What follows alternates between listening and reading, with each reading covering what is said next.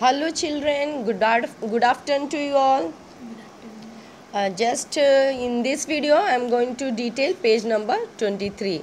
So let's see children, as you have already studied in the previous video that a thief broke into the merchant's house. Consequently, the merchant died. The thief's brother came for justice in the king's court, and the king ordered to call the merchant. Then the merchant was accused. Merchant blamed to the bricklayer, and then bricklayer blamed the dancing girl, and from dancing girl to goldsmith. Now let's see, who does the goldsmith blame to? Let's see. The goldsmith named the merchant now. So when the king accused the goldsmith said that the merchant was the same merchant whose house wall had fallen down. Justice has come full circle means that the story ended at the same person from whom it had started. Now see children, it's so funny that the story started from the merchant's house and it has come to the same place. It has ended at the same person from whom it had started. The thief died under the wall of the same merchant whose jewelry this goldsmith was making. Once again the merchant was called. Now he was crying, and he knew that the king was foolish. See, this merchant already knew that the king was foolish and he would give him death sentence, death punishment. He said that it was not he who had ordered the jewelry, but it was his father. His father was dead and it was none of his fault. So this merchant knew about the foolishness of the king.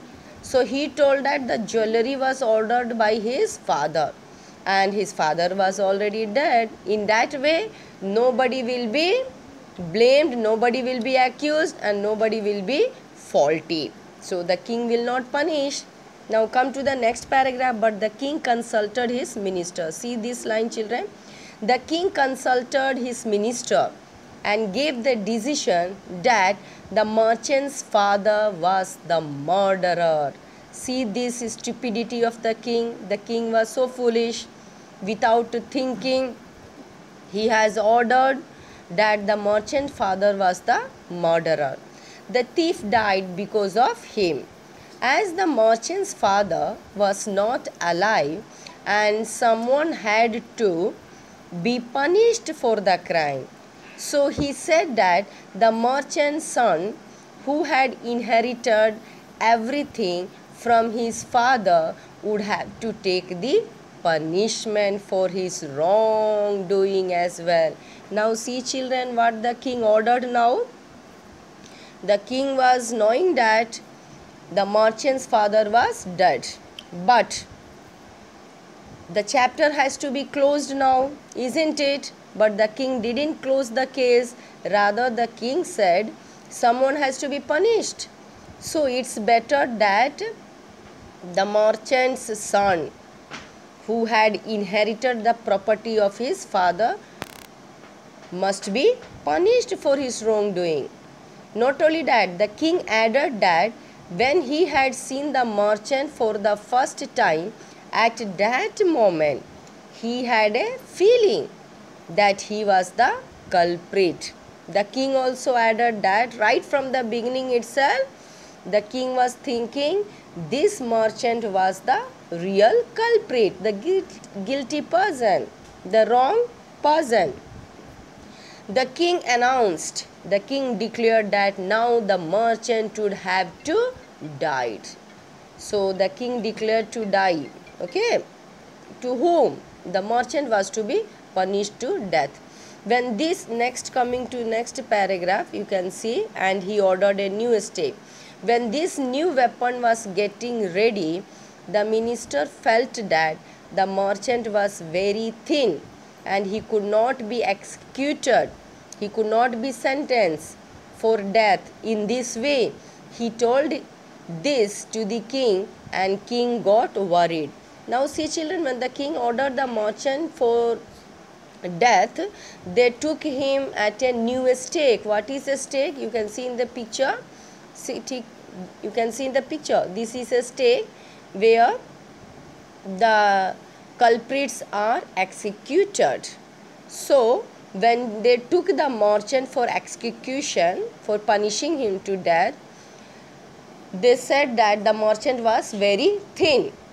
His complete body could not be put into the stake. Now the king was worried what to do. Someone has to be punished. So the king got an idea now. What was that idea? You know that they should catch hold of a man who was fat enough to be executed with the stake.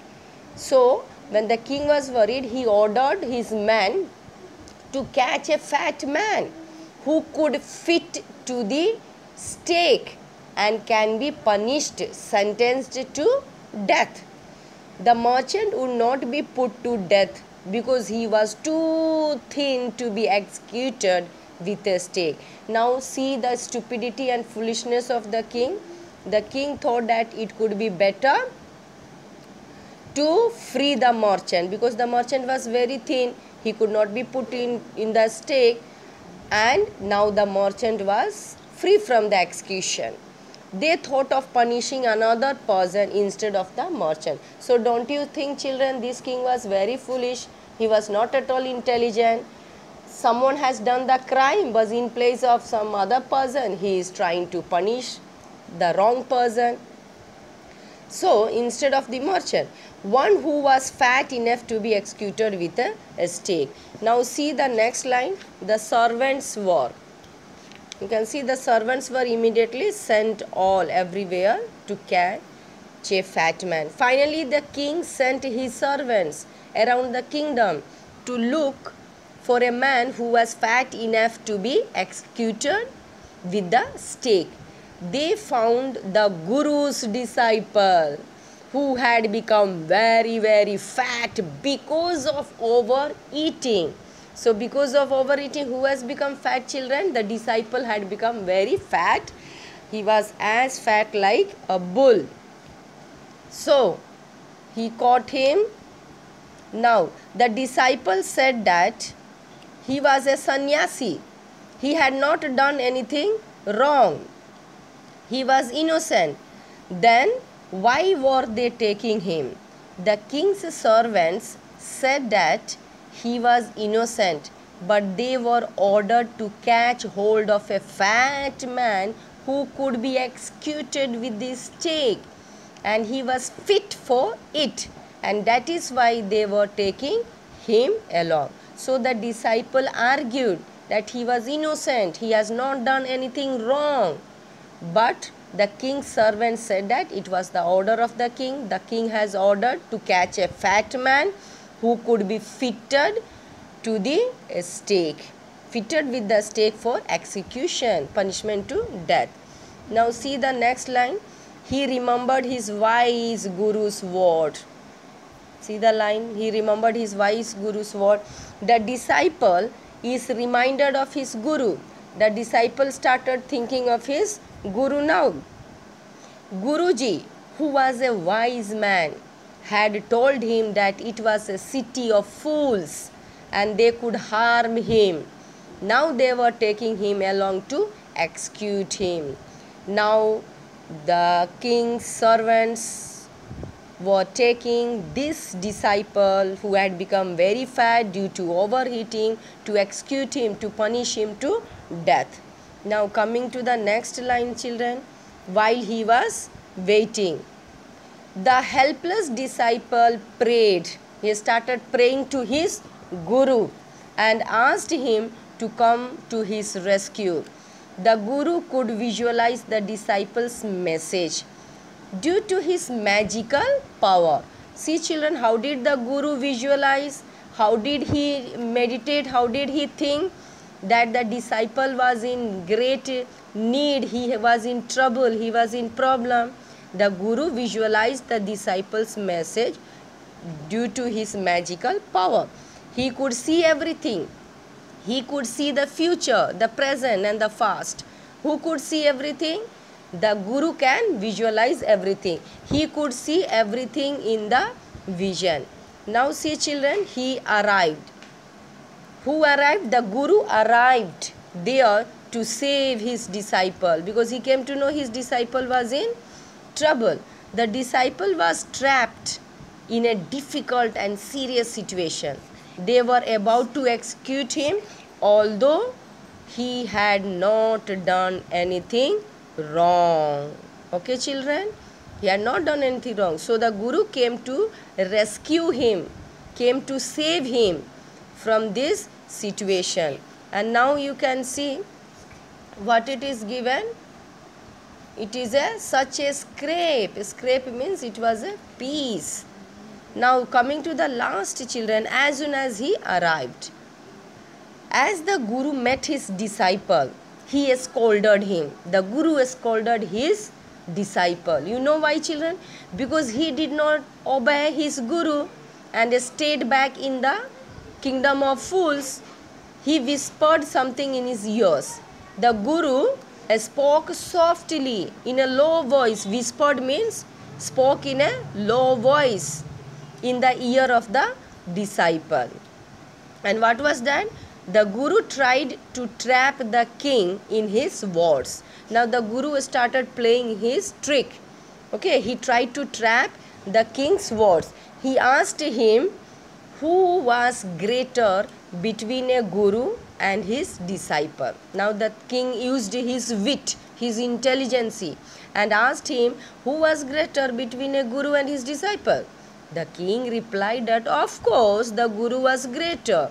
The Guru said that for this reason the king must execute him before executing his disciple. So when the king said the Guru was greater, so Guru said it could be better the king must punish the Guru before punishing his disciple. Now that's all this up to page number 24 children. Now I will detail page number 25 and 26 in the next video. Till then children, bye to you all. Thank you.